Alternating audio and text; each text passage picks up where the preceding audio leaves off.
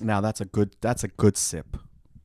That's a good sip of hot tea, cold, very cold here in Boston, Massachusetts. So I made some tea for myself. I went black. I didn't go, actually I lied. I lied. See, that's not good. When you lie right away, let me start over, guys. That's not right. I don't want us to lead in the week with a lie. See, I got to stop. Let me This is why it's called Cut to the Chase podcast, because when you when you catch yourself bullshitting, you got to stop yourself. And that's what I did. See guys, what I did there? I was initially gonna lie, and I was gonna say, "Oh, I'm drinking black tea just to prove to you guys I'm doing healthy stuff." And what you don't know is that I put huge amounts of honey in my tea, and so I gotta say that I want to apologize for almost lying. I didn't quite lie because I stopped myself, so it's not technically a lie. But I want you to give me the credit of stopping myself before I lied, if you can do that. Okay. So, what a fucking way to start a podcast, just by telling people how to tell me how I am. Wow. The ball's on me. Anyways, let's cut to the chase podcast with your boy, Mr. Chase Abel. That is me. You can call me Abel. My friends call me Abel. I've been getting a lot of like DMs lately saying like, do you call Chase? Is it Abel? Listen, I'm just gonna say this right off the bat. Okay, I've told many people this. My first name's Abel. Obviously, Chase obviously is was a gift of a name given by the ocean gods of Poseidon. And when I was born, they raised me up from the deep seas of the ocean and said, "Wow, this Pisces son of a bitch is able to do anything and chase anything." So we're gonna give him the nickname Chase. So honestly, quite honestly, I really don't care what you guys really refer to me as, Abel, Chase. But my friends call me Abel. I chase everything. You do the path. Actually, you know what? How about you do the work? I'm not gonna do it. I'm doing this for an hour. I'm doing work. I'm gonna give it to you to decide what you want to call me, and we'll go from there. I had a good weekend. I think I had a great weekend, actually. Great weekends and good weekends. Is there a difference? Not sure. I always like to say good, because when I say great, then that means I'm setting expectation for something that's probably wasn't great. Anytime someone asks you something that says, "Hey, how you doing?" or "How's it going?" always say good. Don't say great, because about 90% of the time that I feel like people are not great. So don't say great, just say good. You're being honest with yourself, you're being honest with the person, and also, it keeps things very equal. Keep things very equal. Equal is a big word and a big thing these days. If you guys haven't been paying attention to, a lot of equality shit going on. People want to be equal. People want to be equal. So I'm just trying to help in any way I can. By yeah. So good weekend. Had a good time Sunday. Didn't do nothing. Little Patriots. My Patriots won over the Cleveland Browns. It was a big win. As you guys probably know from my other podcast, I'm a big sports fan. I'm from Boston. You have to be a sports guy if you grew up in Boston. So you guys will hear a lot of me talking about sports and things like that. And so it was a good day. Didn't dehydrate myself though this weekend. Not a lot of water. Not a lot of water. I'm trying to do better at drinking water. I don't know what your guys' feeling is on water. I know a lot of people that I know drink water. I need to know. This is the thing with water. Obviously, we need to drink it every day. I think it's like 8 cups a day. That's like the daily average, which comes out to 64 ounces, right? 8 ounces times 8 cups is 64 ounces. That's the daily average. Now, the question is, how do I start this process of continuously drinking water? I need to get the right mug. I need to get the right canister. I think that's where you start, right? Do you get a thermo? Do you get do you get one of those like camping big, 90, 100 ounce, canisters? Do you bring that to work with you? Those people always fucking scare me. The people who over exaggerate canisters of water. They look like they're fucking I don't know. They just have this big, big bucket of fucking water, and they're walking around with skinny jeans. It doesn't look good. You need to compromise. Your water bottle needs to compromise what you're wearing. That's where I'm going with. Okay. And I think that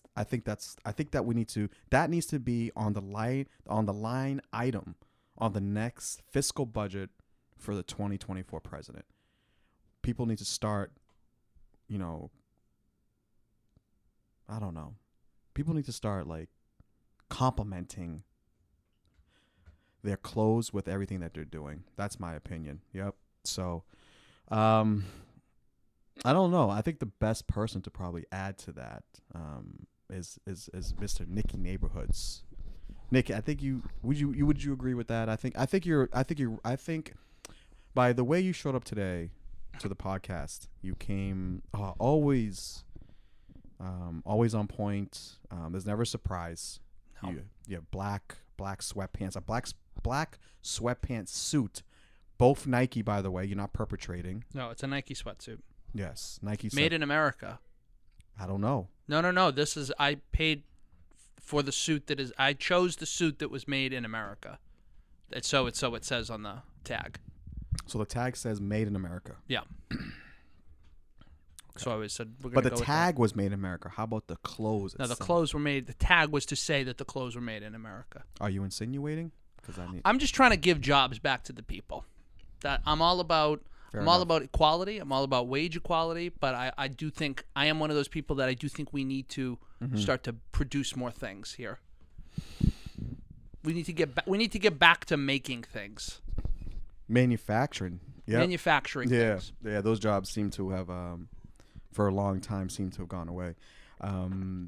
Yeah, it was interesting because I used to work before I became a comedian. For a little while, I did some finance work. I used to work in finance, and the job that I was doing, technically the job title when I first got hired, I was a retirement consultant. That's a great title. Ooh. Isn't it? That could mean a lot of things. I used to say that a lot. That's a really good pickup title. You're right. What do you do? I'm a retirement consultant. Think about what you could consult people on about retirement. You're essentially consulting people on how to not work, but still enjoy the rest of their lives. As you can see, I've been doing that up until this point. It's quite successfully. Yes, I do nothing. Like I woke up. Listen, today I woke up at 9:30 in the morning, and I just got out of bed an hour ago, and I'm happy about that. Oh, you. So you got me with the 9:30 wake up, and then you left the bed. Yeah, I get up early. I'm an early riser. I think one of the first things I do is you brought up water. I did. And I used to hate drinking water just because it was not fucking. I don't like doing things that don't have cool merch attached to it. Label whore. There it is. There it is, guys. Not even labels, but it's just like, how am I going to drink water out of a glass? Like, it just seems boring. It just doesn't seem. So I'm the sucker. I'm the marketer. Like I'm a marketer's dream. Yeah, you are. I'm a marketer's dream. So you like packaging. Yeah. You're into packaging. Yes. You like how the product is being delivered. That's a big thing for you. I used to be really about the elitism of it. I'll admit no one will ever say that they like a product because it makes them feel better than anyone else. Everyone's too afraid to say that. But yeah, you do. Sometimes when you wear something, you're like, I feel good. I feel really good in this. This makes me feel good. Mm-hmm. Yeah, me and you were just talking about possibly hitting the Sergio Tanici. Close. I think. I heard it was Sergio Ticini, which if anyone knows what Sergio Ticini is and listens to this podcast, I'd love to meet them in person. Yeah. Is it Tanici? Is it Titero? Yeah, I don't know. Yeah. Actually, I've been saying Sergio Tech is the shortened version of it. Yeah. Yeah. Abbreviations. I think, yeah, that's the thing. I think that's another thing I think people should bring back is abbreviations for things. Right? Abbreviations. It's like saying the whole thing. You know, it's like, why? I'm a whole name kind of guy, though. That's the thing. I was thinking about that the other day because I had a great weekend. I went to go visit my friend in New York City. Big Apple? Oh, you went to Big Apple? Uh-huh. Oh, shit. It was fucking, how was the weather? The weather was shitty there, too? Yeah, and I love it. I love oppressive weather in nice like in cities like that because you really Wow, coming in hot with the O word on a I Monday. like oppressive weather where you go there and you're just like, what the fuck is it was hail, it was downpouring, it was disgusting. For like a certain amount of time, but then always New York, it always opens up and you get like 2 or 3 hours of sun. And that's exactly what happened and it makes you appreciate the city more. Yeah. And so, like, I know, so going back to that, I call my buddy by his first name. Everyone calls him by a nickname. I call him by a first name. Mm-hmm. I kind of like that. Like a surname or his No, first just name? his full first name, Christopher. I'm going to be very, very honest. When I said that to you just now, surname, Yeah. right? I still don't know what a surname is. I kind of don't either. So I was like, I think his surname would be Sir Christopher. Sir Christopher of Wales. Sir. First of all, Wales. Why Sir Christopher of Wales? Yeah. That's a sign. First of all, if I ever met a guy like that had that name, Sir Christopher of Wales, I would. First of all, he would have to be. I need to see if he has an IG page right away. Yeah. That's the first thing. I need to. If there's a Sir Christopher of Wales, I'm following him on Instagram, 100%. He sounds like someone that you would consult about retirement. Oh yeah. He has many probably charter boats in Gloucester. Lots Mass. of yeah. I feel like he has a charter boat in Gloucester, possibly in San Diego. He has a dock slip in San Diego as well. Yeah. Doesn't want people to know that he has another boat because he wants people to think like he's humble. He's not rich. He's probably so turned off by the name because he's like it's actually Sir Christopher of Wales.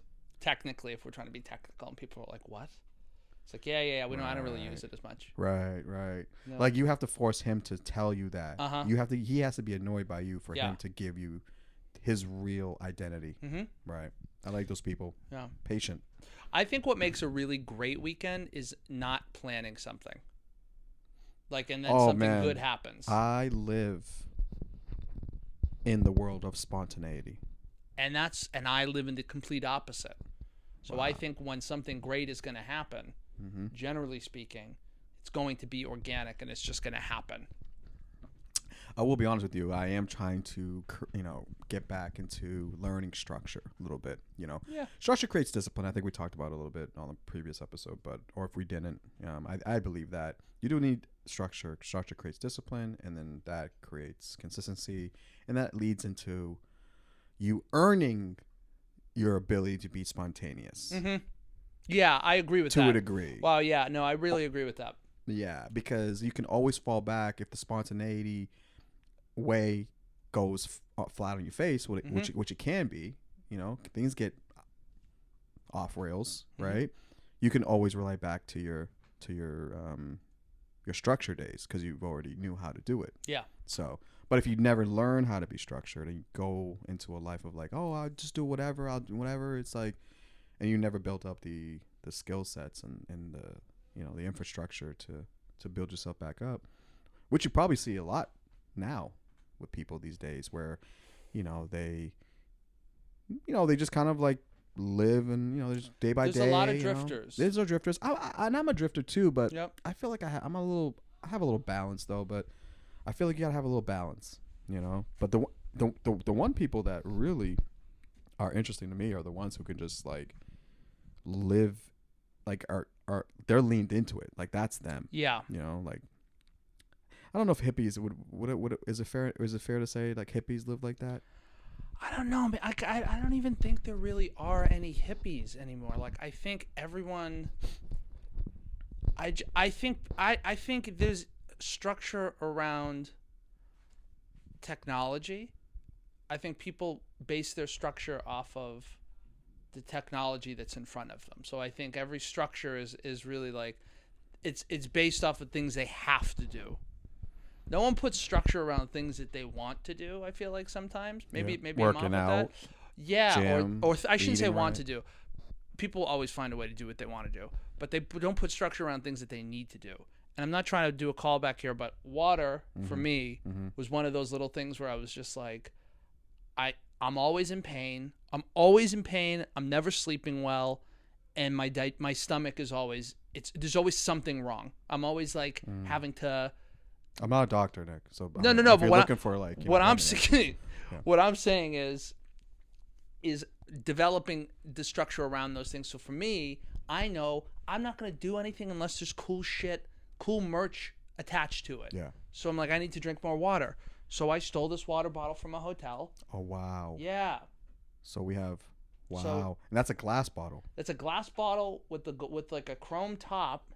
with a smiley face on top of it. Yeah, I put that on there, and it's just it holds the right amount that I need to drink. How many ounces is in that canister? I don't know, but it just looks like enough. It looks like a 32 ounce. Yeah, I'll try and do 2 of these a day. Okay. I'll try and do 2 of those a day. Yeah. And I don't do it because it's good for me. I do it because I look good when I have this. Oh, there it is. And there So- it is, ladies and And gentlemen. it is This also good for me, though. But that's the thing is like, if you just trick yourself, it's like the golf swing we're talking about where you know you're going to cut it, so just move your body instead of learning how to change the swing. Just trick yourself into doing the thing that's healthy for you. Right. I think you just the way you tricked me now with your the water story, is the same way that women trick me, big women, when they wear Lululemon pants. Mm-hmm. It's exactly the same thing. It's the same feeling I just got right there. Yeah. Big women that wear Lululemon pants, when you look at them, be like, oh, wow, she's, got a little body on her, it's a little thick. I like that. And then you're like, yeah. But it's still, the purpose is served. At the end of the day. We are results-driven people, right? I guess that's all that Yeah, matters, man. right? You gotta. Sometimes you gotta trick the brain because there's too much stuff that's being targeting you to do things. So you have to take it over. You have to take control. No one's gonna trick you but you. That's how I look at it. No one's gonna trick me but me. Right. I'm gonna trick myself into buying something I ultimately want. No one's gonna trick me into be like, you should wear this. I'm like, I'll know if I should wear it.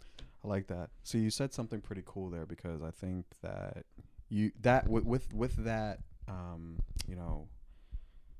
with that way of approaching things, I think that it serves best, because you ultimately rely on your own self and your own information to determine what's good for you and what's not. Yeah.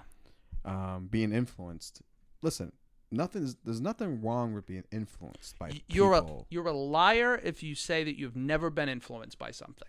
You're not you, but in general in this conversation. The way you said that right there dude, I was so passionate. Yeah, you were very passionate. It was the same passion when Tom Cruise told Jack Nicholson on the stand. Oh, actually, Jack Nicholson told Tom Cruise, "You don't deserve the truth." That was that energy that you possessed to me was the same scene energy. So I just want to give you credit.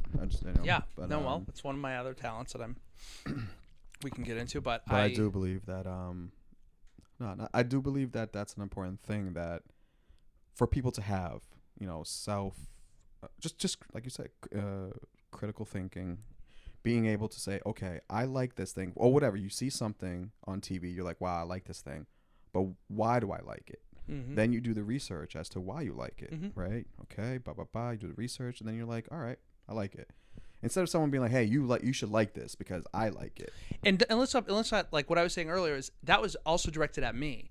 Like, I was heavily influenced by everything.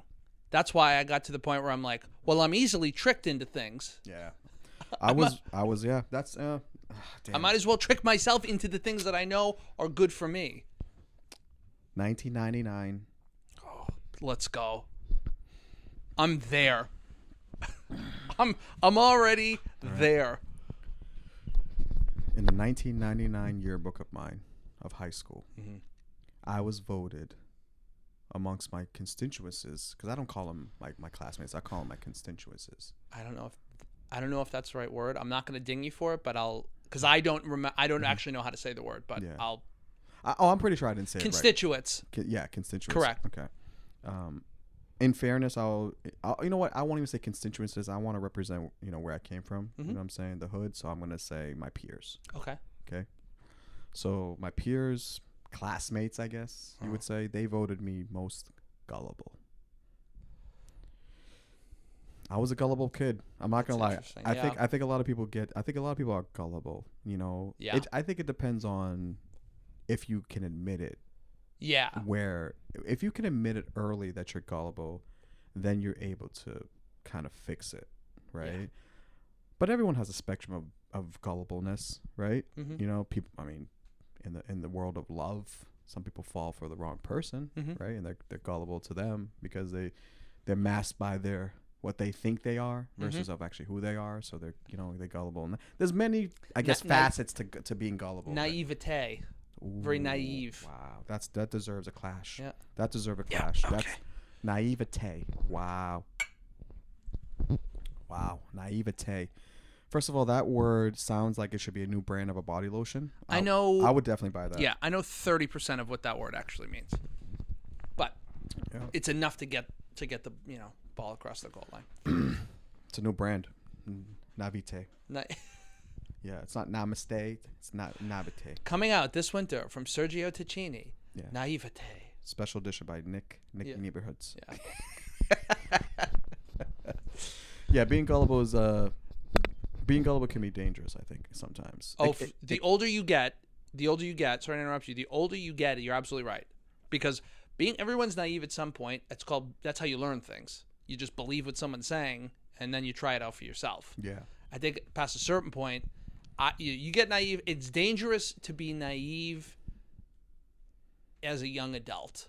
The older you get, it becomes more dangerous because people try to get things from you or do things, and then you need to be firm in your beliefs. Right.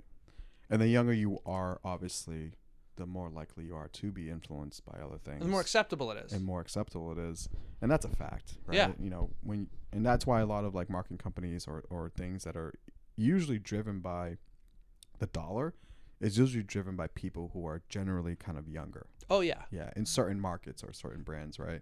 Fashion, music, things of that sort. It's all pushed by like probably 9-year-olds, anyway from your kid to like whenever you get your first like real idea of what like music is or fashion, it goes from there to like your probably till your fucking 30s. It's also forgivable. What do you mean? People forgive you for being naive and gullible in your teens and early 20s. Right. They're like, oh, right. You didn't know how to use a credit card. You didn't know how to do this. Like, it's fine. You can make it up. Except my parents. They didn't believe in that. They didn't use that as an excuse. My parents were like, oh, you were an idiot the whole time. Yeah. Yeah. There was no like. Same. Yeah. My parents were like, oh, you were young, so you were able to make mistakes. My parents were like, oh no, why did you make mistakes? They're like, no. We've already done this, and we've given you the roadmap. Yeah. To general see that's why the older you get, the more I'm in tune with, like, as you described, immigrant parents and that mentality of like, that's so true. Everything that they're saying. Yeah. Now, to some extent, it's like there's spectrums of everything, and it's like we don't have to go that far into whatever religion or whatever you kind of are not necessarily super aligned with, but there are just things about like personal finance, the people you hang out with, the decisions that you're making. It's like, that's actually held up. It held up for the most part. Held up. Yeah, held up. Yeah, it's immigrant mentality is a very it's an interesting. It's interesting. You know what I mean? To have that, especially growing up here, in America. I was having a conversation about this with an Uber driver. Listen, I talk to my Uber drivers, guys, so. Mm-hmm. I know a lot of people don't like to talk, and they just like to get in the car and just, I like to talk to people. I talk to anybody. Mm-hmm. And I think anyone that knows me would say, like, who really knows me would say, Abel can talk to anyone. That's one similarity I think with you and I. I'll talk all day to an Uber driver. Yeah. And it drives my wife nuts. I know. I have friends that just be like, whoa. It's like, well, I mean, he's there, he's talking, this guy or gal, equal. Mm-hmm. I have to say equal, right? Mm-hmm. A guy or gal. Or non-gender conforming, We're not going that deep yet. Yeah. Okay. This person. Let's slow it down a little bit, okay? Yeah. One gender at a time, okay? We talked about structure, okay, earlier. Yeah. Stop throwing me off. Yeah, that's too liquid. Go ahead. Throws me off a little bit. Yeah. No. To whoever who drives a goddamn Uber. Yeah. If you can have a license and drive an Uber, that's what I'm talking to. Yes. So if you're an Uber driver, and I like to talk to Uber drivers, I like to talk to Lyft drivers, I like to talk to anyone who can actually have. You know, one of the reasons why I like to talk to people in passing, especially, is because you get to learn real quickly within a short amount of time if they're able, if how much substance they can actually add to this conversation. That's actually a very good point, because that's where I regret sometimes talking to Uber drivers, is the ones that have the script in their head. Because everyone, it's not just Uber drivers, it's people in general. You try to have a conversation with someone and they already have the thing that they want to say, versus the Uber drivers that listen and ask questions and have like that back and forth conversation. Yes. That's where I'm like, okay, this is an interesting person. Now I'm going to ask them a ton of questions, because they're 9 times out of 10, they have a very interesting life. Well, most of them do. The ones I've come across, and they come from all parts of the world, whatever. They're doing this for maybe because of full-time job or part-time job, maybe just getting out of the house, whatever it is they're doing it for. But I was talking to this Uber driver the other day. He was telling me that he used to be in radio for many years, almost 30, 40 years. He said radio has changed, obviously, so now he's doing Uber. Mm-hmm. But he had very interesting stories of how, like, the music business was, and how audio and program directing was very, like, important, like how the game of the music, how the industry from where he used to be and how it is now. We had that conversation. Now, he definitely left the conversation with thinking, Nicky Neighborhoods, that this guy Chase didn't add anything to the conversation. It was what you were kind of just like. I was just listening. Yeah, I was just like, I'm not gonna lie. There are some conversations where I don't know what the fuck they're talking about. Yeah. And I will act like I know what they're talking about. Oh yeah. I do absolutely. Mm-hmm. When you say, if you don't know what the other person's talking about, say absolutely a lot of times. Yeah. I do. Sometimes I'll say, oh, for sure, to underscore the point of like, oh, for sure. Yeah. Yeah. Mm-hmm. That's like the double A of absolutely. So absolutely, I feel like is like the major leagues, and like, oh, for sure is like kind of like the double A. Yeah, agreed. Because if you say, oh, for sure, then in my opinion, I feel like that leads another counter question to you. Mm-hmm. You say, oh, for sure, and you say, oh, really? Are we like, oh, really? You think so? Yeah. Instead of absolutely. Yeah. Absolutely. You got to end it. I see, and I think in that situation, that guy might have just wanted to talk about whatever you guys were talking about. Yeah. Some of those where it's kind of like, I'm just going to let this guy go. Yeah. Oh, there's been a lot of those. Yeah. There's definitely been a lot of those guys where you just let them talk. Actually, yesterday, there was a moment where this Uber driver picked me up, and he was driving me somewhere. And he was an Indian guy, I believe, or Pakistani or something. And I don't know what he was on, or he just was that type of person. As soon as I got in the car, he turns and goes, "Hey, buddy, what happened? Hey, what's going on? Hey, oh no." He's like very like happy to see. Yeah. And I literally looked at him and was like, "Can you just drop me to where I'm going, please?" Yeah. Because you can't. I don't like people that walk into. Listen, I'm an energy type of guy. But there's moments where I feel like it needs to be like kind of. It has to be grace. It has to kind of like. You gotta like build up to that energy. You know what I mean? The people who are like always on 1,000 all the time, they annoy me. It's a lot. They annoy me. It's a lot, and then you're forced to be that guy where then you're forced to give the one-word answers. And I'm not that guy. I'm not either, but sometimes. And I'm a guy that doesn't have a lot of words. It's like that episode. It's like that episode of Louie where he gets picked up from the airport. I don't know if you watched that show. It's an old show. I'm not supposed to. Feminist. Yeah, I know we're not supposed to, but he's a comedy genius.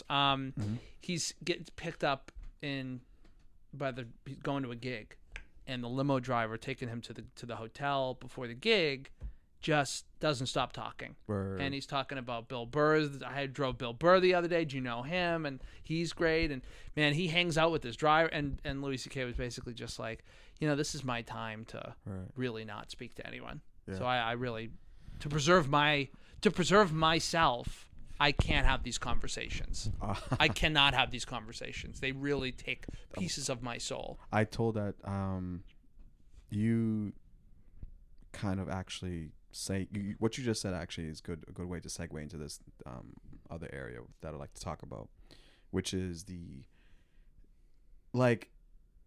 ability to know when someone's like robbing you of your enthusiasm and your energy and knowing when to say, okay, to stop it is, I think, is a big key part into like kind of like understanding like a little bit of things, right? Like, so what I'm trying to say is just like for me, I can't stand a person who just knows, it's just like they're just the way they are, and I don't even know if they're like they know what they're doing, but because of just how infectious they are and on like how much energy they have, or they can just go on and on and on and on talking, not even like take a breath in between, like making a point. Like, you know what I'm starting to fucking realize actually, that people don't even know how to talk. Like, there's an etiquette on how to talk, I think, right? Yeah. To a degree, or like there's a certain baseline of conversation, right? Whether it's like in passing, or whether it's in long form, or whether there's whatever. There's a certain like kind of flow, right? And flow is all based on also the energy of somebody else, so you have to like read it. Man, I'm just like, now I'm meeting a lot of people, man. They don't even know how to even like, they don't know when to stop fucking talking. What I'm saying. No one enjoys silence. I love silence. Yeah. Well, that's how you get people to. That's how you make people uncomfortable, and you get them to kind of talk more. Is to not talk, not to fill in those things and like choose your words wisely. But like, no, I know what you mean. It is. There are those people out there. There's givers and there's takers, and there's just always going to be those people out there. Oh, Nicky Neighborhoods came in hot. I knew it. It's givers and there's takers, and that's just the world that it is. And a taker might not always be the worst person in the world. They might actually be a very successful and nice, family. I have family members that are takers that just, not intentionally, but they'll just take your time. They'll take your energy. They'll take all that stuff, and then when they're done, it's like, boom, see you later. So it's knowing it's knowing how to identify them. Which, in conversationally, you're right. You could tell what someone is like within the first 5 minutes of a conversation. Probably less. Oh, you could tell, especially depending on where you're at. Like that, the venue to me is important. Are we in an Uber? Uber's a toss up. Are we at a show? Are we at an open mic? Are we at a sporting event? Like, where the fuck are we meeting these people? It's a lot to process I feel like as a person. I feel like people shouldn't have this much to think about when they meet somebody. I know. I feel like there's a lot of things circling around people's brains before even anything happens. So they kind of like I feel like people psych themselves out already before the thing already happens or the conversation happens. I know, I do, yeah, for sure. You know, like they overthink or they're just like, whatever. But to keep a key point that I want to say is silence is, you learn a lot by not. You'd be surprised. I've learned a lot. I've learned more, I feel like, by listening than actually, talking. Yeah. Oh, for sure. Like actively listening, just like sitting in the silence, but like, oh, okay, this person's like this when he drinks like this drink. This person's like this when dude. this, Oh my God, yeah, and also, it's also you got to be careful of who you spend your time with too. You know what I mean? You have to be careful of who you spend your. I think you have to be careful of who you spend your time with, who you build with. Yep. Who you share your most intimate personal moments with, because what I've learned, and I saw this the other day. I think I saw a post about this, which made a lot of sense. And this was something that I felt like I identify with a lot up until this point where I am, is that you have to be careful who you build with, because people will use you for the foundation and finish the structure with someone else. Mm-hmm. That's what I saw the other day. Yeah. Where did you see? I mean, I don't know if you want to get into it. I saw that on Akon's brother's page. Oh, that's amazing. What? First of all, I love Akon. Anyone that doesn't love Akon's a fucking idiot. He's literally giving people light and energy. Yeah, literally. Quite literally. Actual. Not like through thought or anything. He's actually giving. It kills me when I hear rappers talking about their investments, because in the back of my head, it really upsets me, because not because a hip hop artist right. is investing. That's not what bothers me. It's because all right, just clear that up the lack of There's a lot of I have a lot I of dropped rappers. a Louis reference early, so I'm just like, let me put it out there. I'm just saying there's a lot of There's way more rappers that listen to this podcast than comedians. I just want to let you know. You know, it's like they don't get into what it is. Because they don't have because they're not doing it. They're doing it. hiring someone. Yeah. They're hiring a financial planner, which is fine. Yeah, that's actually the first step of okay. Yeah. You're planning. You're starting to do this smart. It's that like most of them are like that. Yeah. There's some guys that out there that they know their stuff. But, yeah. Oh, there are. Oh, for sure. But who knows, right? It's like someone just say like, oh, I'm in real estate or I'm in this.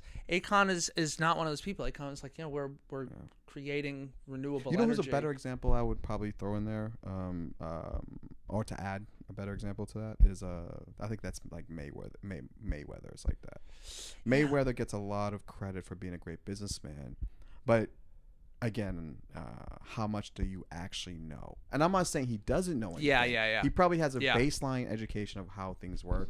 Obviously, this is the thing. When you surround yourself with smart people, you get more smarter. Yeah. So I'm not saying he doesn't know shit, but the intricacies, how to get patents and licensing and permits and shit like that, like, stock market. This guy was a fighter ever since he was like 10 years old. Yeah. Like, when did he have time? Like, he loves money. But does he know how money works, right? Yeah, that's the thing is I think he was one of the first people, and then like you hear more people now. I was listening to $1 Million Worth of Game. I listened to I Am Athlete. Two very different podcasts. But first of all, Nicky Neighborhoods, the fact that you listened to the two biggest, the fact that you said, wow, hey, you were like rappers in their investments and your fight with that struggle. And then you lead into saying, I was listening to two of the probably biggest hip hop podcasts in the world. Well, $1 Million Worth of Game is one, and then I Am Athlete is more of like a sports. It's like it's all NFL players, but they do have they do have rappers on and stuff like that. But yeah, the fact that you had to explain that to me is awesome. The way you just like educated me on how they bring out. It's amazing. Well, because like I'm not gonna so I get this from like when I listen to these podcasts, it's actually sharing these things with other people, which I think is important. Mm-hmm. Because everyone's like, oh, investing. If I were to say to you, you should invest, and say you got a paycheck, say you got like you came into like a lump sum of money. How much are we talking about? Say you got like a lump. Say you got like $20,000. It's big. It's either a big thing or it could be gone in a second. Could. Yep. It's like, how do you? What should you do with that? Yeah, that's because realistically, it's not. You're not getting. Realistically speaking, I shouldn't say realistically, because my wife was like, you need to manifest the things that you want, and I was like, I would love some money, and actually, I did find $23 in my jeans the other day. So wow, you should manifest these things, but realistically speaking, you're probably not going to. I wish I could say that about finding a hot girl in my bed. I wish there's a hot girl in my bed. Go back to Chipotle. Call back. Call back to last episode. Hopefully these episodes are getting released sequentially, or else I'm going to sound like a lunatic. But no, I too late. But go ahead. I think the education piece is important, and I think the financial literacy and things like that. Like, and Akon was one of the first people to just like straight up be like, "This is what I'm doing, and I'm making a ton of money, but I'm also helping people." Yeah. And those podcasts that I just mentioned were two podcasts that, if you like sports or if you like hip hop, like they actually promote a positive. They actually get into it. They don't just say you should invest, because like I was saying, you got $20,000. If I told you go invest and you were to try to buy a Bitcoin, who knows how that's going to turn out? Versus if you tried to do something that everything's risk. Right? Yeah. Well, versus if you tried to do something that made more sense, which would be like investing it in a money market account, an account that goes up with the market, and is looking at multiple funds or whatever. I'm not a genius. I don't know. I'm not a financial genius. I'm not someone who has made a lot of money on investing. But the things that I look at, I'm just like, oh, this makes sense. Yeah. And I would never have known that unless I was told that by someone who was successful or had the platform. I will say this about my job, the retirement consultant job that I had back in the days, man. It every time I did, even though it was very tiring position because I worked a lot of hours, and especially I worked during the Wall Street crisis. Ugh. That was that's when so Yeah. things were at its high. Things were dark. Things were dark, you know, no pun intended. So yeah, but I learned a lot. You know, basic principles of finance. I learned about, you know, but every time I got off on a call with a participant, you know, that had an account, I felt good, because especially the ones who didn't know about how this machine worked, and I was able to explain it to them. I fucking felt good every time I got off the phone, because they left with some base knowledge of how it worked. And maybe that's just a sign of me just taking pride. I've always been a person who took pride in like my job or whatever job that I do. Like, you know, even though I'm not saying I love the job, but any job that I do, like my dad, I felt like he taught me this, is make sure you do it. You know, do it. You know, just 100%. Don't mail it in. You know, like I'm not saying you have to love it, but if you're gonna do it right. You know, what you do sweeping floors, the way that you approach that task is going to be the same way that you approach managing someone's retirement account. It's going to be the same way you approach going and working on your set, performing. It's going to be the same way that you approach a podcast. It's just a mentality. The task is irrelevant. Yeah. And that resonates with 10% of the people out there. Like, because if you were to tell someone, if you were to tell that person who's on their phone all the time on Instagram, who's, you know, if you were to tell 21-year-old Nick just getting out of college, sure, it's like, no, I'm not gonna waste my time doing that. I'm just gonna wait till something else. Wait till something else comes along and then really try at that. Yeah, and you waste years of your life being like, I'm waiting for that opportunity to come and then I'll try hard. It's like, no. Nah, man. That's not how karmic energy works. That's not how opportunity happens. No, you got to. I feel like it's a lot of opportunities that you get is I think, in my opinion, based on the opportunities that you create for yourself first. Yes. So, hey, if you think you're gonna be able, if you think you're gonna have certain things or whatever, just by sitting on your ass. Now, again, I just stated earlier on the podcast, I didn't move for 7 hours today in my bed. But this is your weekend, though. This is my weekend. You get days off in the middle of the week. Yeah. You said something interesting. I want to go back real quickly, and you said the mentality, you know, as if you were sweeping a floor, and how that, you know, kind of, you know, goes along with the same mentality as if you're going to have a job. Like the task doesn't matter. It's more about the mentality, right? I remember I learned this very, very early on, probably about 7 years old, when I used to go with my mom and help her clean houses for people that she would have to do for money, right? So she would take me to these rich people's houses in Marblehead, in Nahat. Oh yeah. You know, I'm sure you're familiar with these areas, right? North fucking Shore guy. Yeah. Oh yeah, I'm a North Shore guy. Love for sure. Fan. Yeah. So, but this back in the day, you know, it's very transparent. Like, these areas were very, very like wealthy, right? Very, you know, whatever.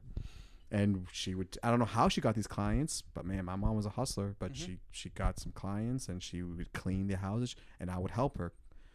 Imagine being 8 years old and like you're already like understanding how things should be, order, neat, you know, cleaning, You're dusting. seeing these things. Yeah. I'm doing it though. I'm not seeing it. I'm actually doing it too, you know? So, and I learned ever since from then, like, how don't do things for yourself, you know, like do it the right way. You know, if I would cheat and like dust or vacuum one corner, my mom with a fine pick, is it pick cone or through cone? Fine tooth comb. Got it. Yeah. Or pick. Could be a pick. I'm African. Okay. That's what I'm saying. Okay. Yeah. So no judge on this podcast here. It's you understood we have different kinds of hair. Yeah, we got different textures.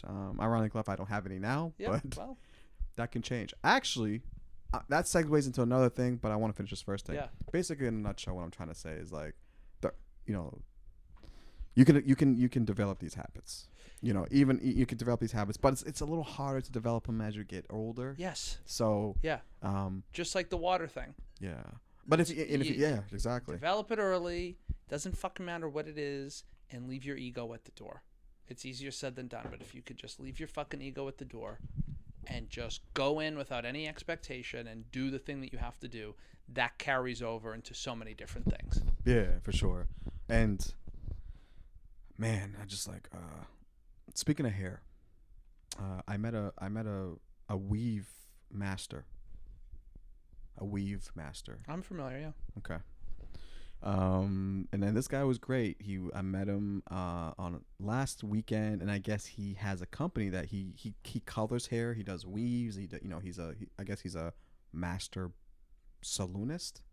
Is that a fair, or barber, or beauty consultant? Beautician maybe. Beautician. Okay.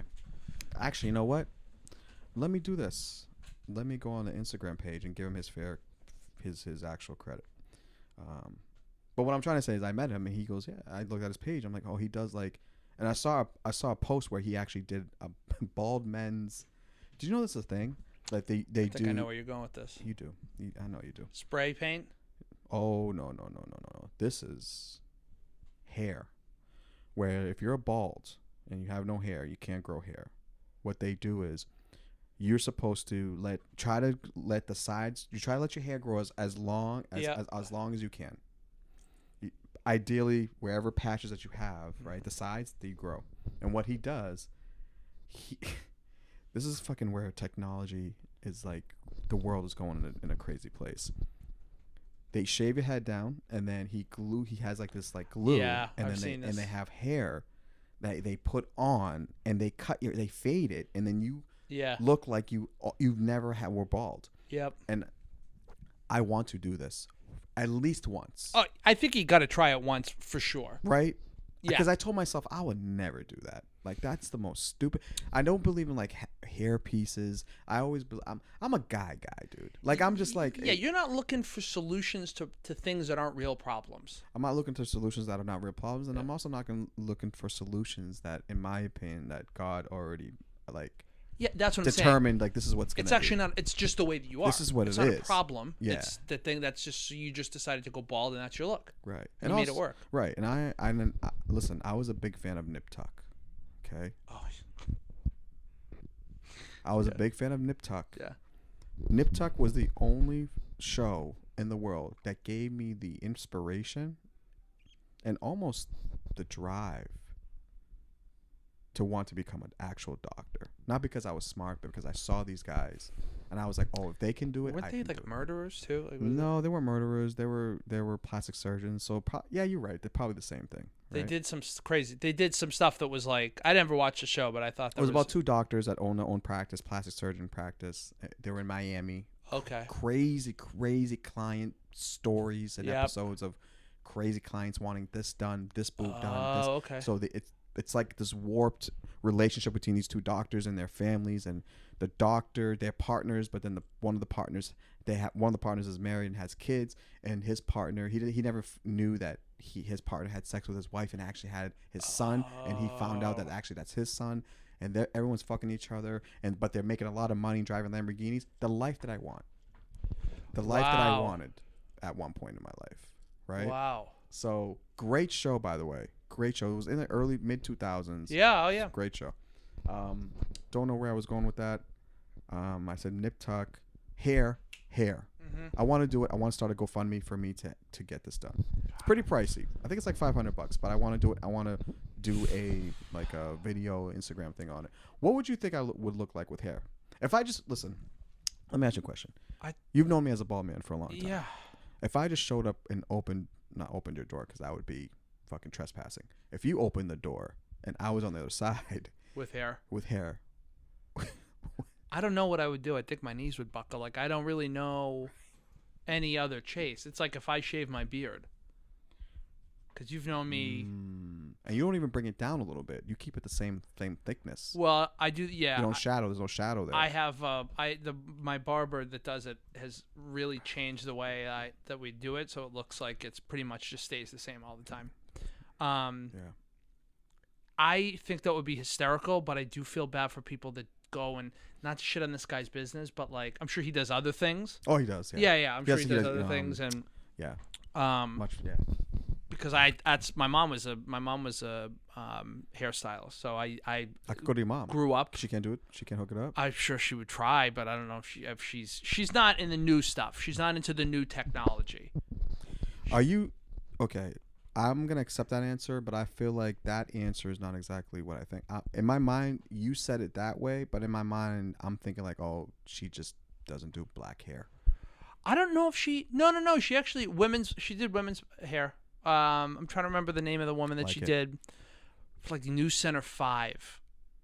Something Walker. I don't know. It was a long time ago. My mom Liz Walker. Might be Liz Walker. Liz Walker. I guess. I don't know. We'll look it up. But she did hair. I never asked her, though. It never dawned on me to ask her because I think she just did women's hair. Right. Which I know is different. But I think men's hair, when we're talking about like black hair versus every other kind of hair, it's coarse. It's the texture is different. Which is interesting because my brother's hair is like yours. Really? Yeah. Curly. Interesting. Yeah. Not all black people don't have coarse hair. That's another thing that I think people have a misunderstanding of when they think of like African Americans. Is there's different kind of people. There's people that have different textures of hair. That's the same with Middle Eastern people too. I've seen some Middle Eastern people where I'm just like, that's a different texture of hair than I've seen. Yeah. The men, like especially the like Somalian men, they have hair like yours. Yeah. Okay. Yeah. We have that part of the world is mixed. Because it's mixed. Yeah. My mom's hair is like soft and silky and like. Yeah. But they would say, but there's also African women that don't have soft and silky hair. It's everyone's. That's what I'm saying. It's like that hair. Like we go deep on hair too. I'm just like fascinated at like how to cut. I watch those videos on Instagram all the time. Barber videos.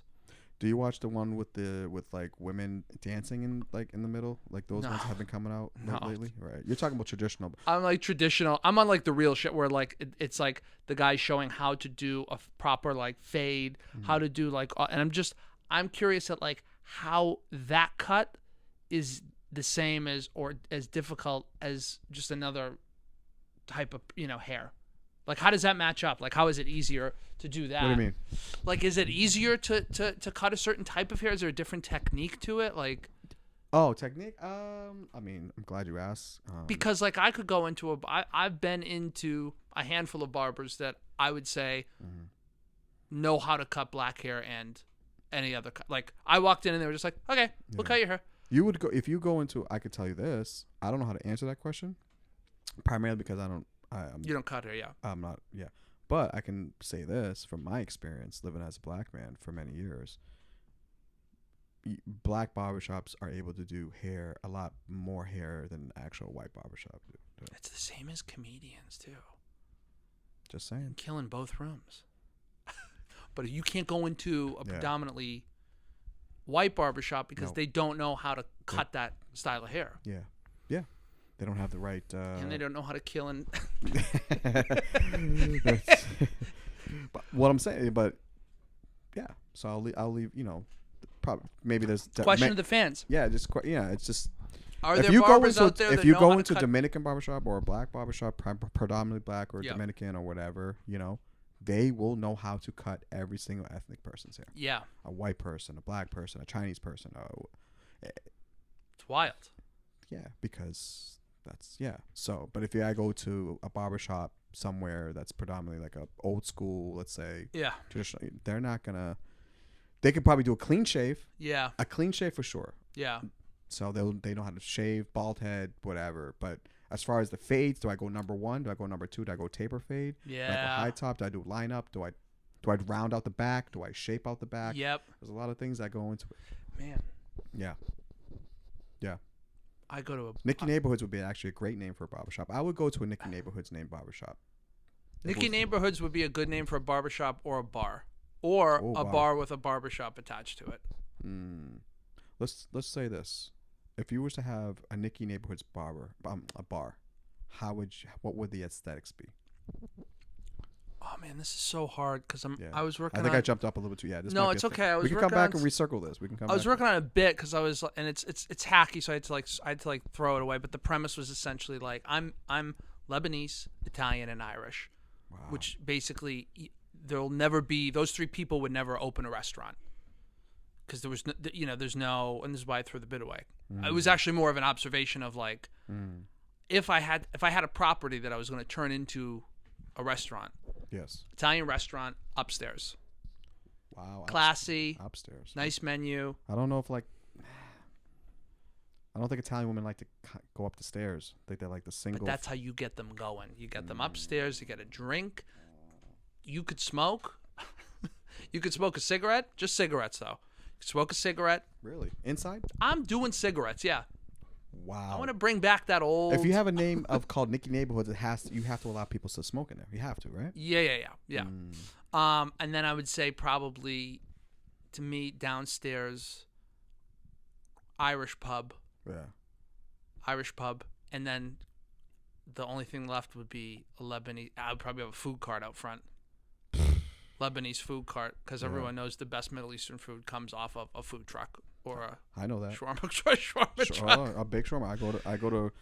I get shawarma. I have to get shawarma at least once a week. You know. I think for me, I like, and I was just like forced that. I was like, let me just try and work through this bit on the podcast. Now, I think if I had an establishment, I go in between either really classy or one of those dive bars that you walk into and you're like, oh, I feel like this has been here since the beginning of time. Like it's just one of those places, but it somehow works. It's like that eclectic, like there's an Elvis statue. There's a poster of the Red Sox, like, and it's all this stuff melded into one. Yeah. I kind of like those spots. All right. Yeah, I can see that. Well, if you ever create one, I'll fucking pop in for a drink, pop in, have a little smoke. If I ever, no, that's the other thing too, is like, I'm thinking of all these different ideas of like, I wonder how people get into this business.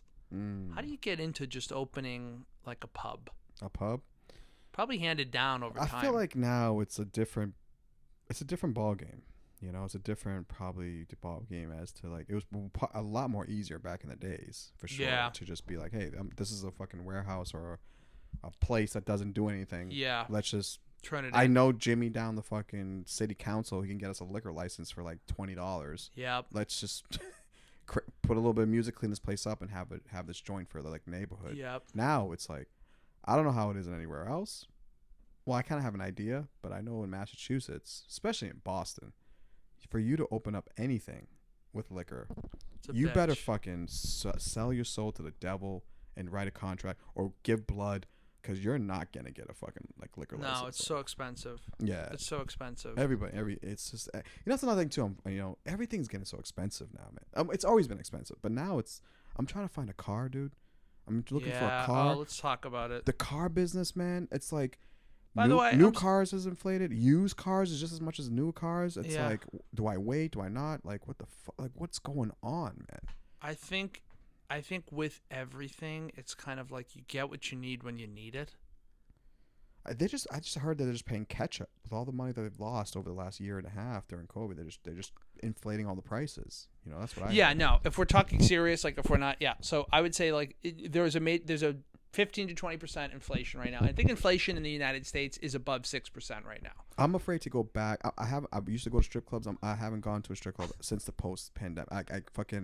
I don't know if these bitches are fucking charging extra. Like, I don't know. Like, should I go? I don't think inflation applies to strip clubs. It's not right. It's not equal. But I do know that if you're going to go buy a car versus go to a strip club, I would go, depends on how bad you need the car. I need the car more than I need the strippers, for sure. I need to, I gotta go to gigs, I gotta go to work, I gotta go to grocery, I gotta get a car, but I was talking about this too. I'm not a lease guy. I drive a lot. I drive for no reason. I drive to fucking down the street. I hate to walk. Yeah. So I need a car. But do you lease? Would you lease or would you buy one? No, I'd buy one. You'd buy one, yeah. I would do the same thing. Yeah, I'm a buyer, yeah, because I don't know where I'm gonna be. I live my life like for the last for many years. This is the thing about being a comedian, right? Part of being a comedian, right? Or if you going after something that's like you really can't foresee what's at the end of it. You just have to believe it's gonna happen, right? You have to be open to like moving and change and like adapting. So one day I could be in Boston, but fucking there'd be an opportunity somewhere else. I gotta go. Yeah, I gotta go. So I need to have a car that's able to like. I need to pack up. I'm with you. I get it. You've invited me to multiple things where, for whatever reason, you declined more than you accepted. For whatever reason, I couldn't go. Some of them valid, others questionable, a little hungover, like you know, whatever. And so, I would say like, gotta get a car. It makes it easier to just be able to jump in the car and drive places. Just go, yeah. I miss the element though of I miss the element of the city. I don't know why. If we're talking about being a comedian, I don't know why so many fucking rooms are outside of the city. I know Worcester's got a good spot. Yeah. And there's like a handful of rooms here in the city, but not as many as you would think. Not as many as used to be because of the pandemic. Yeah. But you know, there's a few. But it's just a matter of just, you know, got to get to them. Yeah. You know, just got to get to them. Got to go. So, someone sent me a message on DM. They said, my friend's trying to get into comedy. You know, they would like to go to open mics. How do they find about open mics? And I say, you go to an open mic and you talk to other comedians about other open mics. Yeah. And that's how you find out about other open mics. That's the first thing I would say to myself. Yeah, right? Here's my advice. You be a fucking animal about it. Yeah. And not in an aggressive way that's going to put people off, but like in your head, you have to be obsessive because no one gives a fuck about you or your comedy or about any of that stuff. Yeah. And whoever needs to hear that, I needed to hear that when I first started because I was like, who told you that? Or did you learn it on your own? Oh, I learned it on my own. I mean, I heard a couple people say some interesting things, you don't know until you're there. You do a comedy class. Everyone's hearing themselves speak. You're holding a microphone, and it's kind of like, you know, fucking goofy, and everyone's acting goofy and lame or whatever. But there's some funny people, and you're like, oh, this is great. And then you go to an open mic, and it's a good one.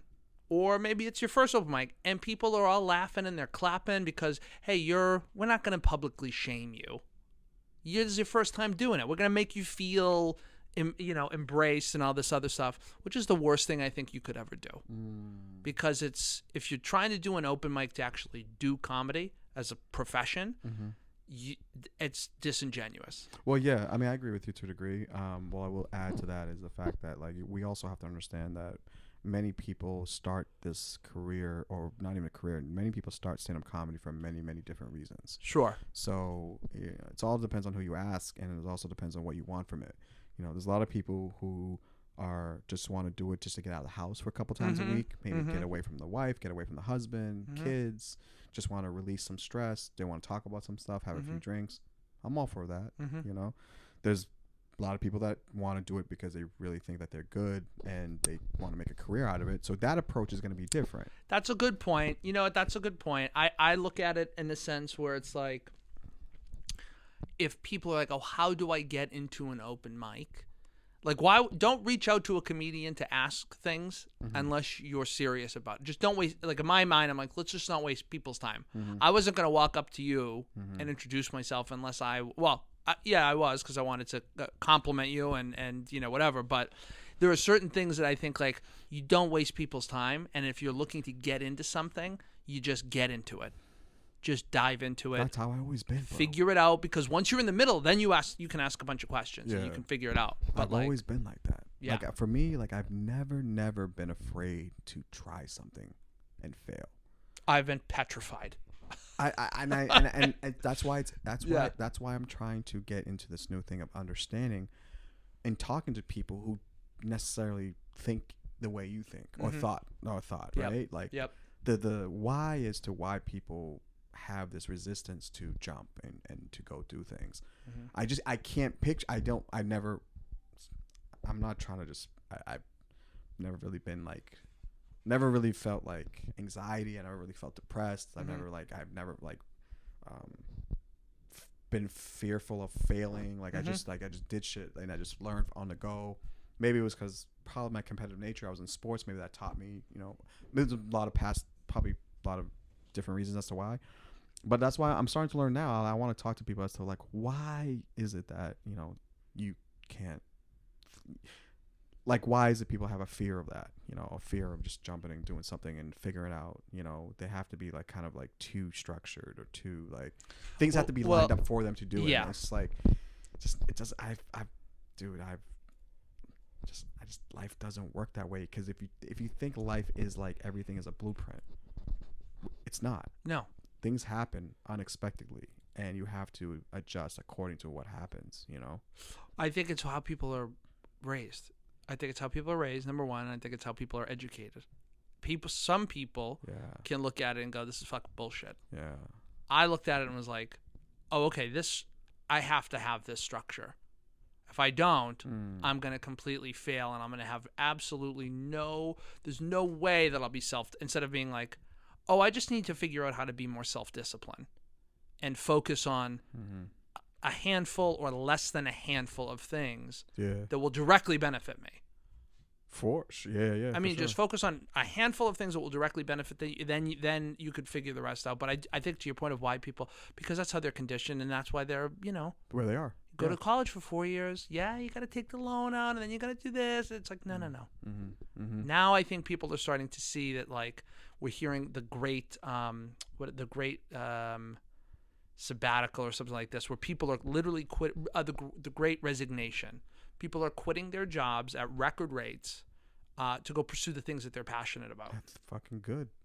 I think it's great if they understand the price of that. Yes. That's what I'm saying. That's what I'm curious about, because I want to know what number of people are doing that and thinking that they're going to get a check. Because in the back of my head, I look at it as like, oh, that's nice. Yeah, go pursue your passion. For me, it's pursue your passion and do something that you'll still be able to have something to fall back on while you evaluate if that passion is it, or if that passion is something where, like, are you even talented at that passion? I think you have to cut to the fabric to the chase. I don't want to, I don't want to be one of these podcasts like cut to the chase, but you have to identify, like, forget about identifying. You just got I always refer to, I think I've talked to you about this plenty of times, but again, it always fits when it's right. So that's why I always bring him up in Jerry Seinfeld with quotes, right? And he goes, this is in regards to comedy, but this is also in regards to life too, that it's helped me think about things. He goes, comedy over time rules out the unnecessary. And I think with life too, it's like that too. Things over time will rule out the unnecessary. Yeah. So you think you're doing well now and blah blah blah, but time will tell. Yeah, time will tell. It's a great equalizer. It's a great equalizer. Sure. So, like I said, I don't know. I just think that's good. That's good because you have to take that initial jump, right? And from there, it's like then it's like, okay, staying the course. Sure. Comedy, dude. Being a comedian, like, it's the hardest thing about being a comedian is being consistent. Yeah, that's the thing. It's not even like really, like, for me it is how I picture it. Maybe just as how my brain works, but I mean, writing too is hard, committing to writing and writing new jokes, but really it's a matter of dealing with life stuff outside of comedy that affects the comedy that you're trying to do. Yeah. That's why people quit a lot, because they don't know how to handle the other elements that affects what they really want to do. Yeah. And they haven't really found a way to handle that, if that makes sense. Yeah, no, I get what you're saying. There's the balance of it is tough. The balance, yeah. And the prioritization of that versus going somewhere else, going to visit friends, doing all this, whether it's comedy or whatever it is. Yeah, whatever it is. You have to be a fucking animal about it. You have to literally look at it and go, because that's one thing. If we're doing quotes by Jerry Seinfeld, he's like, Akon's brother. Yeah. He's like, I go to work and saw these construction workers and they're laboring. They're doing really tough shit, and they go on their lunch break and then they go back to work. Yeah.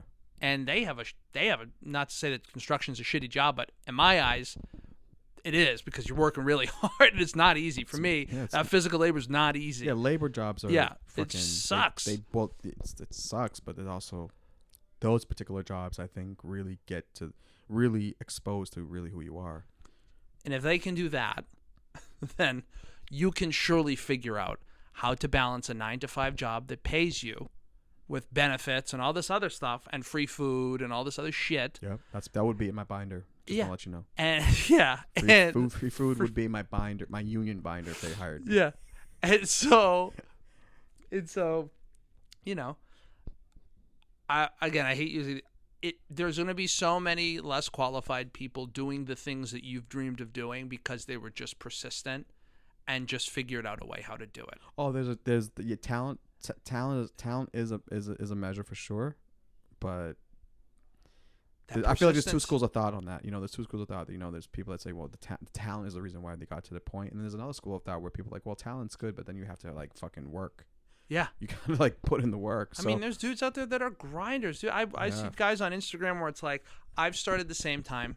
I started comedy the same time. If we're talking about comedy, I've started going to open mics the same time. Mm-hmm. Which, by the way, if anyone's listening to this and they're a 2 or 3 year open micer like me, it's not even. It's a blip. It's a speck on the radar of what that will look like over the course of 10, 15, 20 years. Yes, and it will change too. Yeah. Take your foot off the gas. COVID hit. I'm like, I got a wedding to plan. I got this to do. Took my foot off the gas. Mm-hmm. Check back in. Yep. Guess who's booking shows? Here we go. Guess who's going here? Guess who's going there? Nicky Neighborhoods. No. Not Nicky Neighborhoods. Oh. I took my foot off the gas. You took the foot off the gas? Yeah. That was me. And now I'm looking around saying, oh, so-and-so's going here. They're booking shows. They're doing this. Now, can you make up that time? Yeah, probably. You could probably get back to where you need to be, and you shouldn't really be looking at other people to assess your... Yeah. But it's true. It's absolutely like the consistency of, and whether or not I think those people are funny. Most of them, yeah, I do. But some of them, I'm like, oh, look at you. Yeah, you stuck around and you kept pushing through these, and now you're on a book show, and you're at Capo, or you're at this place, you're at that place. So yes, I am. Thank you. Yeah. Thanksgiving Eve, November 24th. It's all directed at Chase. Yeah. Yeah. But you get what I'm saying, and I don't want to go down the rabbit. I'll land the plane here, but it's just like you want to know how you want to know how to get there. You want to know how to get into something. Enter it like a fucking animal. Go into it. Get as much info as you can, and don't give a fuck about what happens in the first. Just you have to keep pushing through. You got to. Yeah, you got to. That's with anything. That's with anything.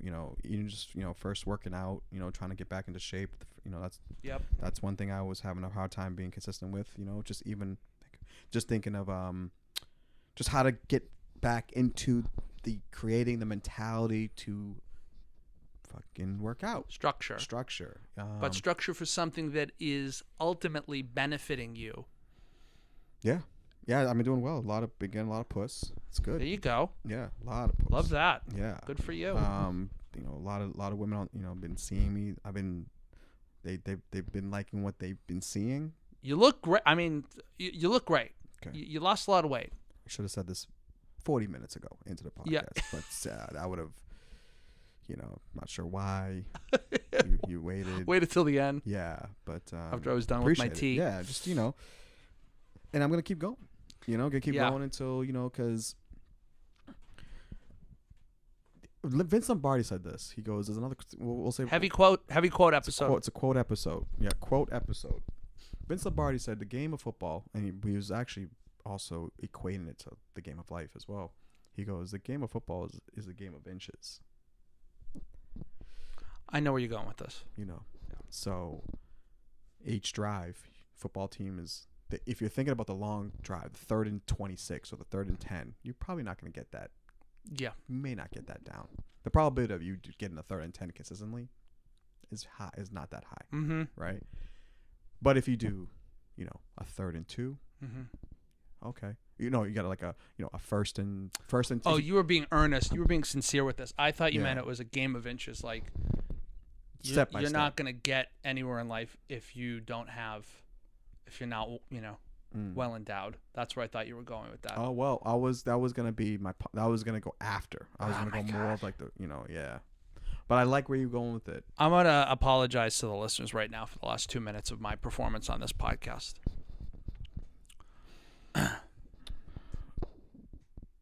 I actually haven't game had a of sip of life. water in. That's the thing. You haven't had a sip of water to cool you down. I didn't know that was what you were thinking, but I'm not totally opposed to it.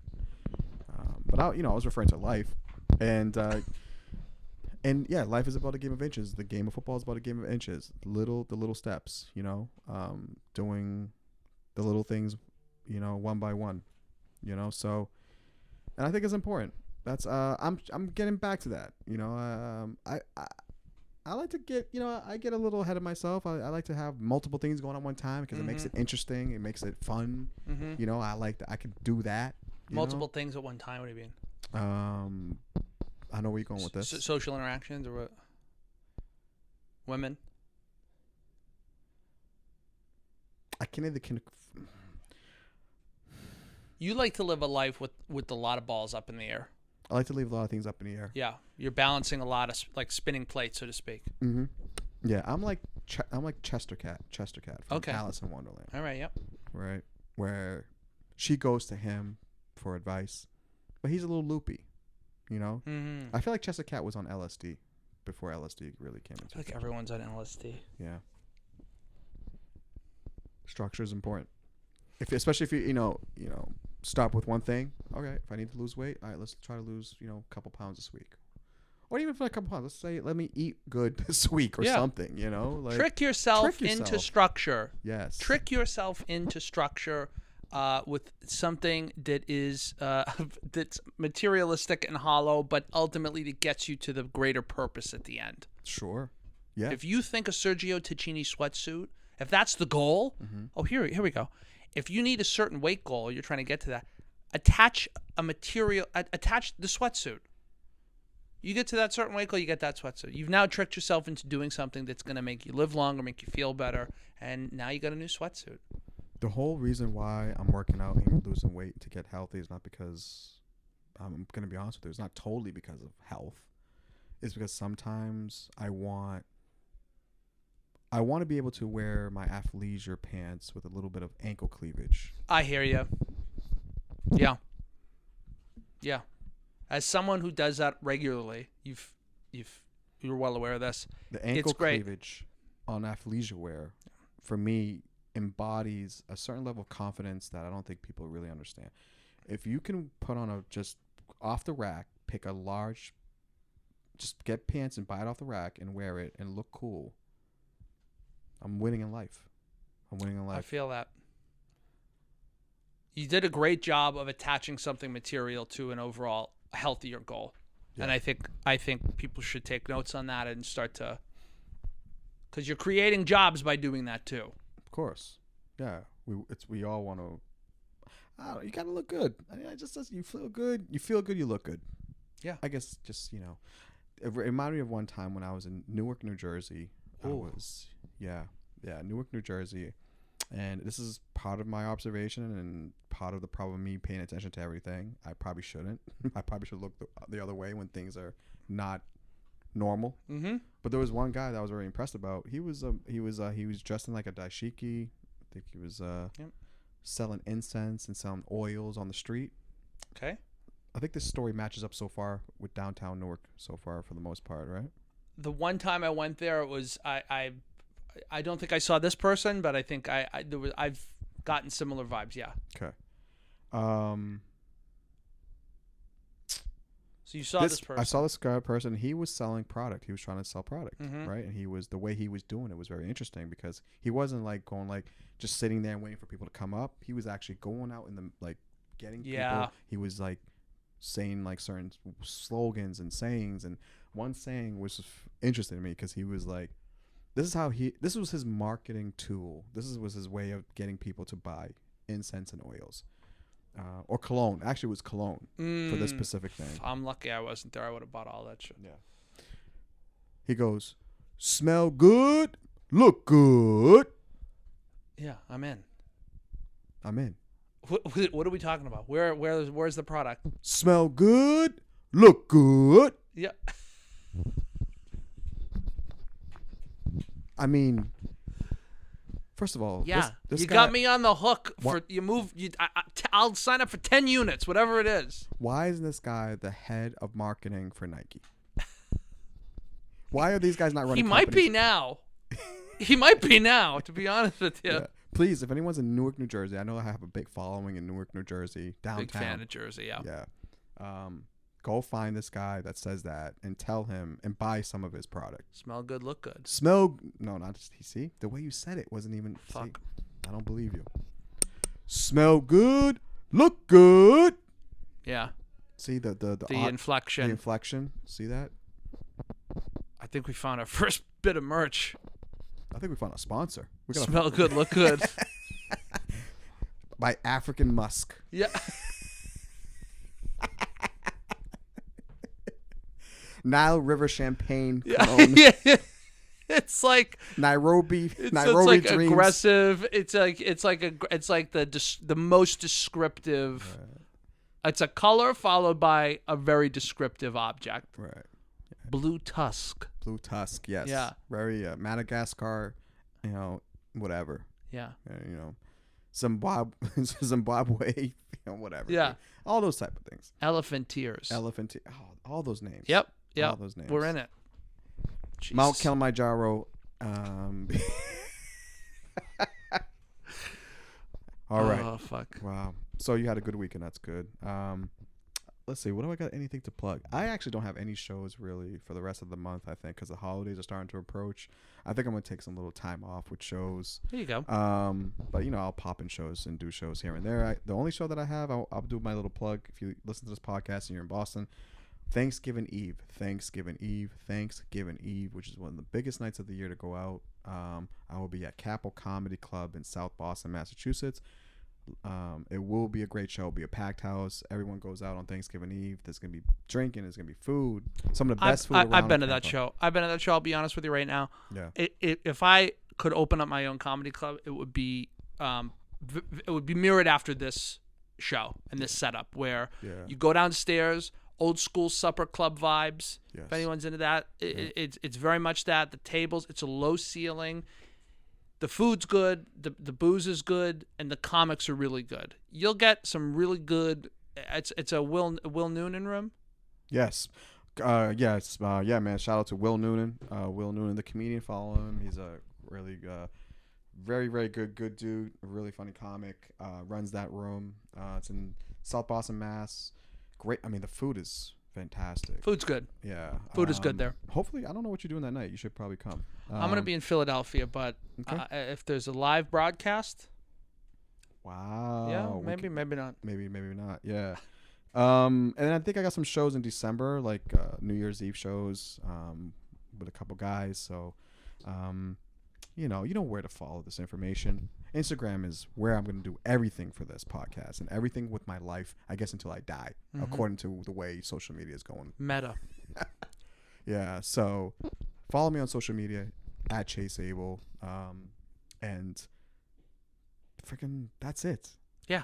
Yeah. Nicky Neighborhoods. It's easy. What do you got? Pain in my Assad, which I might just change to Nicky Neighborhoods. Follow me on Instagram. Follow me on Instagram or don't. Whatever.